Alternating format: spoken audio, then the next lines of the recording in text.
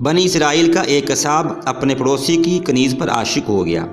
اتفاق سے ایک دن کنیز کو اس کے مالک نے دوسرے گاؤں کسی کام سے بھیجا۔ قصاب کو موقع مل گیا اور وہ بھی اس کنیز کے پیچھے ہو لیا۔ جب وہ جنگل سے گزری تو اچانک قصاب نے سامنے آ کر اسے پکڑ لیا اور اسے گناہ پر آمادہ کرنے لگا۔ جب اس کنیز نے دیکھا کہ اس قصاب کی نیت خراب ہے تو اس نے کہا، اے نوجوان، تو اس گناہ میں نہ پڑ۔ حقیقت یہ ہے کہ جتنا تو مجھ سے محبت کرتا ہے اس سے کہیں زیادہ میں تیری محبت میں گرفتار ہوں، لیکن مجھے اپنے مالک حقیقی کا خوف اس گناہ کے ارتکاب سے روک رہا ہے۔ اس نیک سیرت اور خوف خدا رکھنے والی کنیز کی زبان سے نکلے ہوئے الفاظ تاثیر کا تیر بن کر اس قصاب کے دل میں پیوست ہو گئے۔ اس نے کہا، جب تو اللہ عز و جل سے اس قدر ڈر رہی ہے تو میں اپنے پاک پروردگار عز و جل سے کیوں نہ ڈروں؟ میں بھی تو اس مالک کا بندہ ہوں، جا تو بے خوف ہو کر چلی جا۔ اتنا کہنے کے بعد اس قصاب نے اپنے گناہوں سے سچی توبہ کی اور واپس پلٹ گیا۔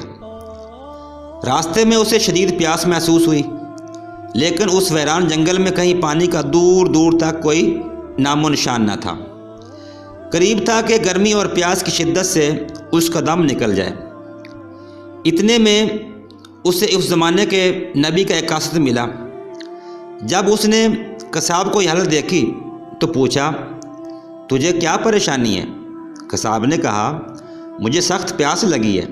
یہ سن کر قاصد نے کہا، آؤ ہم دونوں مل کر دعا کرتے ہیں کہ اللہ عز و جل ہم پر اپنی رحمت کے بادل بھیجے اور ہمیں سیراب کرے یہاں تک کہ ہم اپنی بستی میں داخل ہو جائیں۔ قصاب نے جب یہ سنا تو کہنے لگا، میرے پاس تو کوئی ایسا نیک عمل نہیں جس کا وسیلہ دے کر دعا کروں۔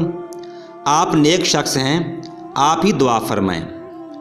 اس قاصد نے کہا، ٹھیک ہے، میں دعا کرتا ہوں، تم آمین کہنا۔ پھر قاصد نے دعا کرنا شروع کی اور وہ قصاب آمین کہتا رہا۔ تھوڑی ہی دیر میں بادل کے ایک ٹکڑے نے ان دونوں کو ڈھانپ لیا اور وہ بادل کا ٹکڑا ان پر سایہ فگن ہو کر ان کے ساتھ ساتھ چلتا رہا۔ جب وہ دونوں بستی میں پہنچے تو قصاب اپنے گھر کی جانب روانہ ہوا اور وہ قاصد اپنی منزل کی طرف جانے لگا۔ بادل بھی قصاب کے ساتھ ساتھ رہا۔